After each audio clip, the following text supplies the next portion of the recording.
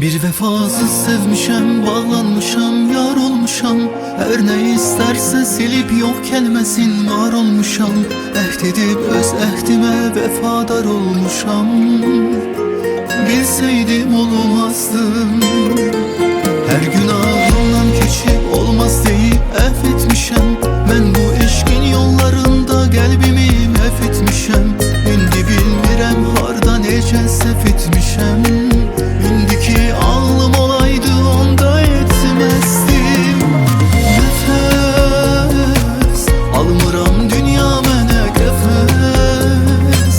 Onsuz yaşamağa yok həvəs. Öz-özümü yoruram əbəs. Nefes almıram dünya mənə qəfəs. Belə yaşamağa yok həvəs. Beni hiç düşünür mü o bəs?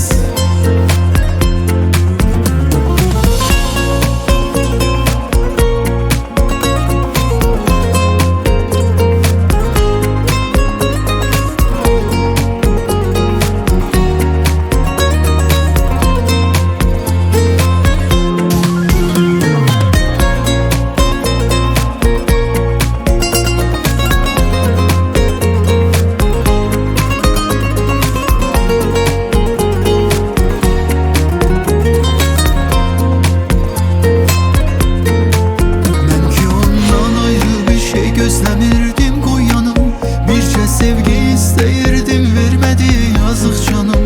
Bir bataklıkmış bu eşkin dahili, düştüm tora. Her şey üstüme gelir bir benim ondan sonra.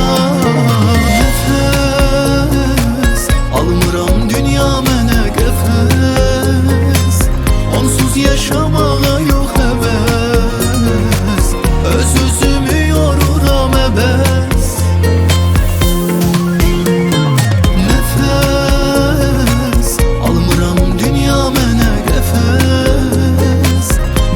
Yaşamağa yok həvəs. Beni hiç düşünür mü o bəs?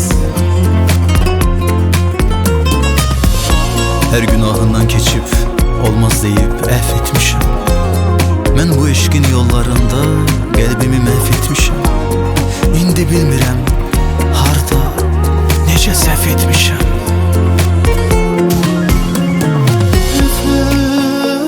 Nefes almıram dünya mənə qəfəs. Belə yaşamaq